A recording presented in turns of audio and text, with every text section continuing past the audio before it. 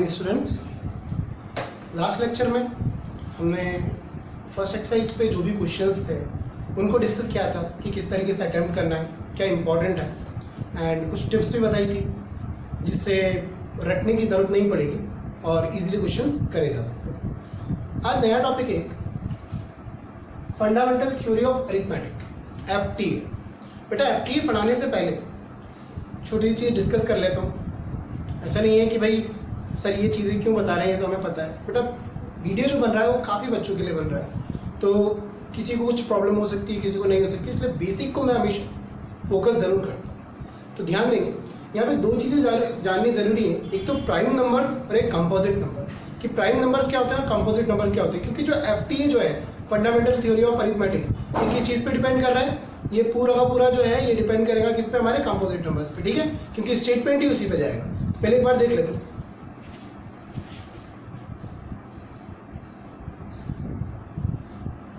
Prime numbers and composite numbers.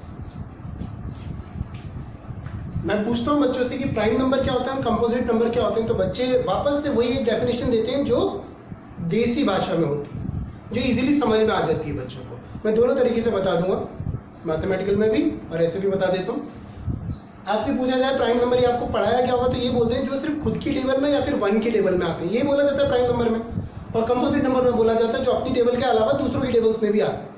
ये पता है सबको, लेकिन इसका मैथमेटिकल डेफिनेशन क्या है? Prime numbers are those numbers which have only two factors.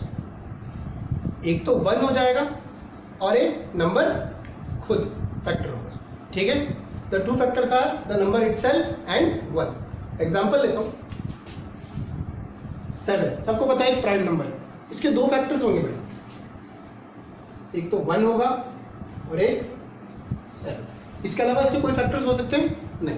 तो ऐसे नंबर जिसके सिर्फ दो फैक्टर्स होते हैं, दो से ज्यादा नहीं होते, वो प्राइम नंबर्स कहलाते हैं। दूसरी तरफ कंपोजिट नंबर की बात करूं तो ऐसे नंबर जिनके दो से ज्यादा फैक्टर्स होते हैं।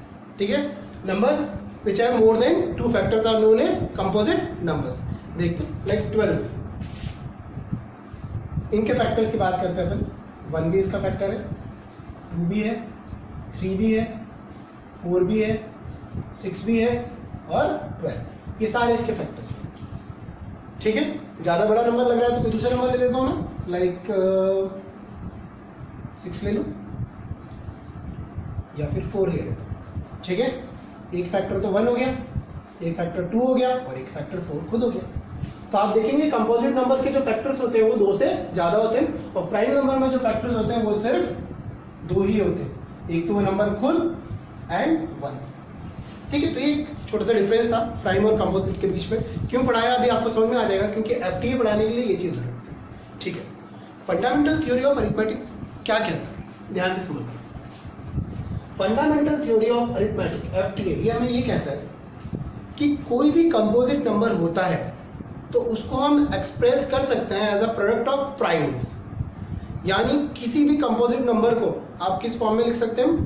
प्राइम्स के प्रोडक्ट की फॉर्म में लिख सकते हैं।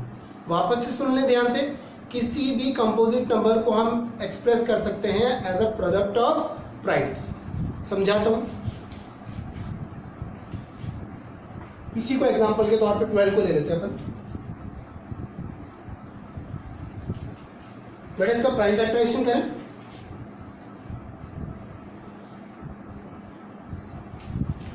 दैट मीन्स मैं 12 को क्या लिख सकता हूं? 2 इंटू 2 इंटू 3 इंटू 4 ये लिख सकता हूं।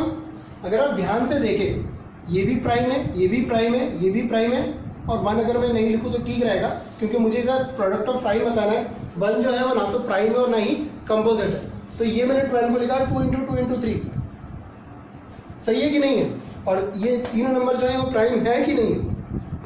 तो मैं यही बताना चाह रहा हूं, आप कोई भी कंपोजिट नंबर लेंगे तो आप उसको एक्सप्रेस कर सकते हैं as the product of primes. ठीक है, एक और एग्जांपल मैं लेना चाहूंगा, कोई एक दूसरा एग्जांपल लेते हैं, लाइक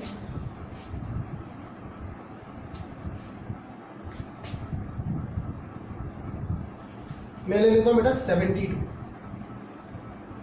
या 76 ले लेता हूं। ठीक है, इसको देखते हैं। 2 3 6 2 8 16 2 अंदर 2 9 18 76 को मैं लिख सकता हूँ 2 इंटू 2 इंटू 19। मैं ध्यान से देखो तो 76 एक कंपोजिट नंबर है, ये प्राइम है, ये प्राइम है और ये भी क्या है, प्राइम नंबर है। तो यहाँ पे शायद आपको क्लियर हो गया होगा कि किसी भी कंपोजिट नंबर को आप एक्सप्रेस कर सकते हैं द प्रोडक्ट ऑफ प्राइम्स, और यही एफटीए की डेफिनेशन है या यही हमारी थ्योरम है। ठीक है, आगे बात समझ में क्लियर है बच्चों, ये एफटीए। ठीक है, इस पे बेस्ड क्वेश्चन है लेकिन उतने ज्यादा नहीं है। इंपॉर्टेंस के बाद में बोलूँ अगर तो इतना ज्यादा इंपॉर्टेंट है भी और नहीं भी, क्योंकि आ सकता है एक नंबर में। ठीक है, एक क्वेश्चन अभी बुक में है, मैं दिखाता हूँ। पेज नंबर 11 पे क्वेश्चन नंबर 6 है, एक्सरसाइज 1.2। ठीक है, इसमें उन्होंने बोल रखा है explain why this and this are composite numbers. तो अलग अलग क्वेश्चन एक साथ लिख दिया उन्होंने। ठीक है, मुझे बताना है, एक्सप्लेन करना है कि ये कंपोजिट क्यों होगा और ये कंपोजिट क्यों होगा। तो एक्सप्लेन करने के लिए कंपोजिट की क्या डेफिनेशन दी है, एफटीए क्या बोलता था कि भाई जितने भी नंबर्स है अगर आप उसको प्रोडक्ट ऑफ प्राइम्स में लिख सकते हो, मतलब एफटी हमको सॉरी एफटी हमने पढ़ लिया। एफटी में क्या बताया गया था कि हर कंपोजिट नंबर को हम as a product of primes express कर सकते हैं। दूसरी चीज कंपोजिट नंबर की मैंने डेफिनेशन बताई थी, कंपोजिट नंबर क्या है, जिसके 2 से ज्यादा फैक्टर्स होते हैं। उसी चीज को यूज करके हम यहाँ पे प्रूव करेंगे कि ये कंपोजिट है या नहीं। अगर इसके 2 से ज्यादा फैक्टर्स आ जाते हैं तो ऑब्वियस सी बात है कि कंपोजिट नंबर होगा, या इसके 2 से ज्यादा फैक्टर आते हैं तो ये कंपोजिट नंबर होगा। तो उसी चीज को लेके चलेंगे और इसको हम प्रूव करेंगे। देखें आप ध्यान से,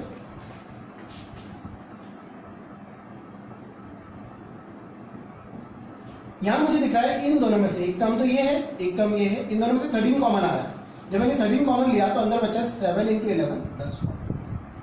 मैं चाहूँ तो इसको सॉल्व भी कर सकता हूँ, चाहूँ तो दोनों तरीके से मैं आपको बता देता हूँ, क्योंकि कई देखा है कई जगह पे मैंने कि किसी ने यहीं पे छोड़ दिया, किसी ने थोड़ा सा सॉल्व किया। अगर मैं सॉल्व नहीं कर रहा हूँ तो ये एज इट इज दिखेगा, और अगर मैं सॉल्व कर रहा हूँ तो ये मुझे दिखेगा 13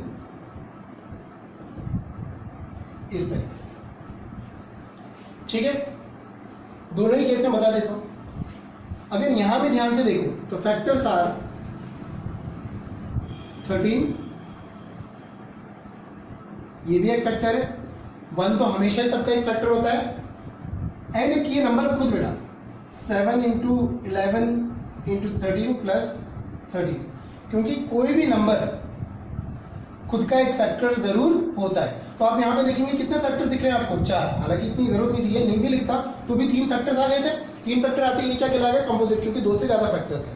ठीक है, तो ये हो गया है कंपोजिट नंबर। ये हमने प्रूफ कर दिया, एक्सप्लेन भी कर दिया। अगर सॉल्व करके करते हो तो इसको मल्टीप्लाई मत कर देना। ठीक है, फैक्टर्स की बात करें 13 हो गया, 78 हो गया, 1 सबका एक फैक्टर होता है, और एक ये नंबर हम खुद ले लेते हैं, ये वाला।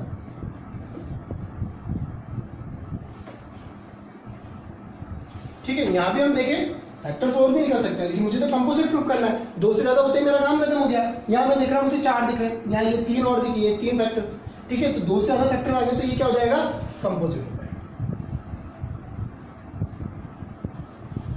ठीक है, सेकंड वाला क्वेश्चन आप खुद अटेंड करेंगे, कोई प्रॉब्लम आएगी तो आप मेरे से डिस्कस करेंगे। ठीक है, इजी है।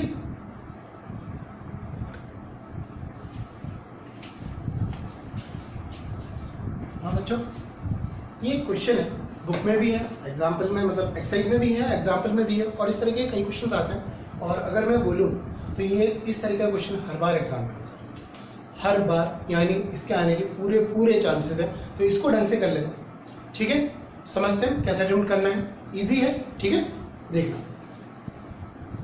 क्वेश्चन में पूछ सकता है check whether 6 to power n। मैंने 2 क्वेश्चन अलग अलग लिए, दोनों को सॉल्व करके अभी बता दूंगा आपको। तो check whether 6 to the power n और 4 to the power n ends with 0। Check करने के लिए भी आ सकता है, प्रूव करने के लिए भी आ सकता है। प्रूव 6 पावर n और 4 to the power n ends with 0। दोनों केस में आपको सेम ही क्वेश्चन करना है। ठीक है, चलो देखते हैं। मैं 2 पार्ट में डिवाइड कर देता हूँ। यहाँ 4 की पावर n वाला कर लेंगे, यहाँ पे 6 की पावर n वाला। ठीक है, कैसे चालू करना है जरा देखो। उसने चेक करने के लिए बोला है, उसने प्रूफ करने के लिए बोला है। आप हमेशा सबसे पहले ये मान के चलेंगे जो नंबर दे रखा है, let 6 to the power n ends with 0। 6 to the power n जो है वो 0 के साथ खत्म होगा। ठीक है, यानी लास्ट में क्या आएगा उसके 0, क्या आएगा बच्चों 0। अच्छा एक सिंपल सा क्वेश्चन है, किसी भी नंबर के लास्ट में अगर 0 आता है तो 5 उसका फैक्टर होता है या नहीं होता है? ऑब्वियस सी बात है, सबको पता है, डिविजिबिलिटी टेस्ट हमने पढ़ा था, ठीक है ना। तो जिस भी नंबर के लास्ट में 0 आएगा वो 5 से जरूर डिविजिबल होता है, ठीक है। इस चीज को लेके क्वेश्चन को आगे बढ़ाएंगे। तो मैंने ये यहाँ पे सपोज कर लिया कि 6 to the power n ends with 0, यानी 6 टू द पावर n जो है वो 0 के साथ खत्म होगा। अगर 0 के साथ खत्म होगा तो 5 इसका एक फैक्टर जरूर होगा। Therefore 5 should be one of its factor। 5 इसका एक फैक्टर होना चाहिए, राइट। 6 टू पावर n को मैं ऐसे लिख सकता हूँ 2 3 जा 6 और उसके ऊपर पावर n लगा सकता हूँ, पावर को दोनों पे डाल देता हूँ। अगर आप यहां पे देखें तो आपको फैक्टर क्या मिला 2 और 3, आपको 5 मिला क्या फैक्टर? यहां पे मैंने बोला अगर ये नंबर 0 के साथ एंड हो रहा है, हमने माना है कि नंबर 0 के साथ एंड हो रहा है, इसका मतलब 5 एक फैक्टर होना चाहिए, लेकिन यहां पे तो मुझे 5 दिख ही नहीं रहा। Here the only factors are 2 and 3, 5 तो है ही नहीं। It implies that our assumption जो हमने सोचा है वो गलत है, our assumption is wrong। तो इससे क्या पता चलता है 6 to the power n never ends with 0। समझ में आया? प्रूफ भी हो गया, चेक करना तो चेक भी हो गया। सिमिलरली मान लो वही क्वेश्चन सेम। सबसे अच्छी बात है कि ज्यादा सोचने की जरूरत नहीं, जैसा ही ये लिखा एज इट इज लिखते चलो। Let 4 to the power n ends with 0। अगर 0 के साथ एंड हो रहा है तो 5 इसका एक फैक्टर होना चाहिए। Therefore 5 should be one of its factor, right? चलो इसको लिखते हैं।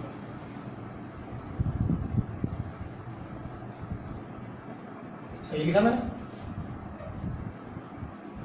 2 की पावर n इंटू 2 की पावर n, या फिर और क्या लिख सकता हूँ 2 की पावर, ठीक है। यानी here the only factor is 2। पर हम तो बोल रहे थे कि अगर ये 0 के साथ एंड होगा तो इसका फैक्टर 5 भी आना चाहिए, लेकिन वो नहीं आ रहा है। तो it implies that our assumption is wrong। जो हमने सोचा था, जो हमने माना था वो गलत है। 4 to the power n never ends with 0, कभी खत्म नहीं होगा 0 के साथ, ठीक है बेटा? सिंपल है, आगे समझ में इस तरीके से करना है,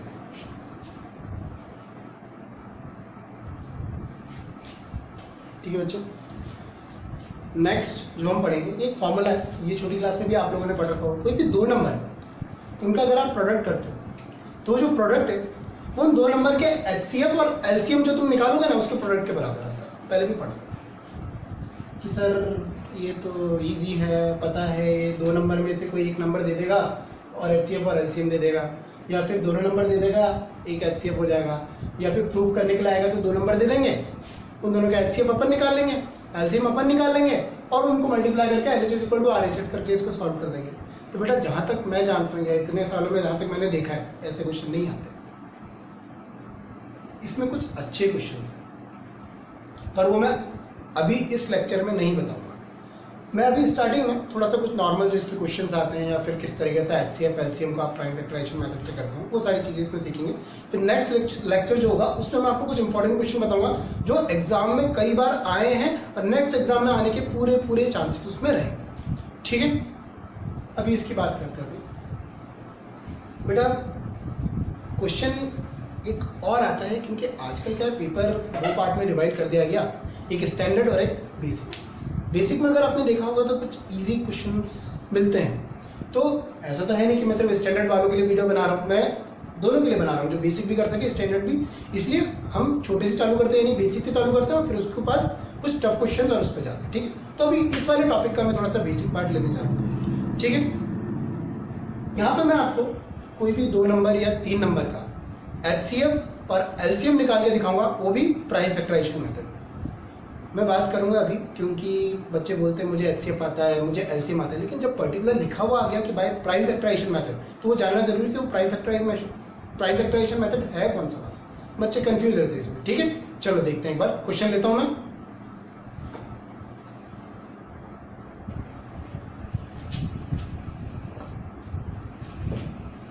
इस वाले पर हम बाद में बात करेंगे, अभी क्वेश्चन देखते हैं। एग्जाम में आ चुका है, बेसिक है, आ सकता है वापस। Find the HCF and LCM of 672 120 by prime factorization. बेटा आज थोड़ा सा बेसिक पे लेके जाऊंगा, लेकिन अच्छी बात है, मैथ्स का बेसिक सीखोगे ना मजा आएगा। HCF अभी आपने निकाला था किस तरीके से, याद है, जिसमें हम डिवाइजर को क्या बनाते थे, डिविडेंड बनाते थे। बेटा ये हो गया आपका, ये तो डायरेक्ट हो जाएगा वैसे, ठीक है। तो किसने खत्म किया, 6 ने। 120 को हम 6 से करेंगे, ये भी डायरेक्ट हो गया। तो बहुत सिंपल सा क्वेश्चन आएगा, मुझे पता नहीं था इतना सिंपल आएगा। चलो मैं तो समझाना चाह रहा था तुमको कि बेटा ये जो है ना, जो हम करते थे कि इसको बाद में हम डिविडेंड बना देते फिर चलता था, बेटा ये कंटिन्यूस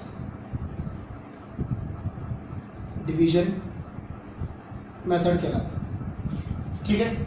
मुझे HCF किससे निकालना है, ये कंटिन्यूस डिवीजन मेथड है, मुझे HCF निकालना है किससे, प्राइम फैक्टराइजेशन मेथड से। बात करते हैं 6 का प्राइम फैक्टराइजेशन, ये होता है प्राइम फैक्टराइजेशन, 2 3 6 3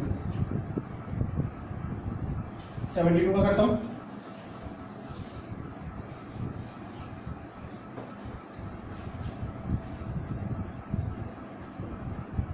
ठीक है। 120 का करता हूं,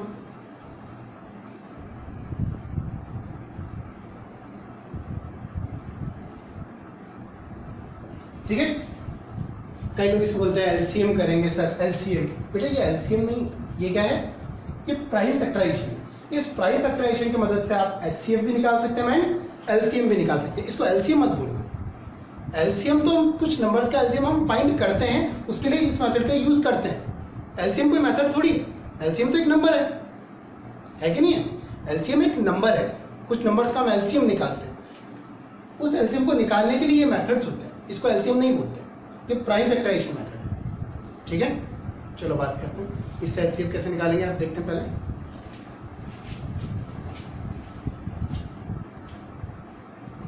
(72) 1 2 3 2 की पावर 3, ये 2 बार है,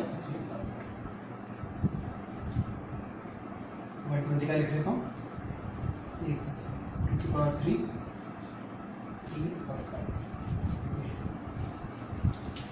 HCF का फुल फॉर्म क्या था, हाईएस्ट कॉमन फैक्टर, कॉमन। इनमें से क्या चीज कॉमन आई है उसके बारे में बात करते हैं।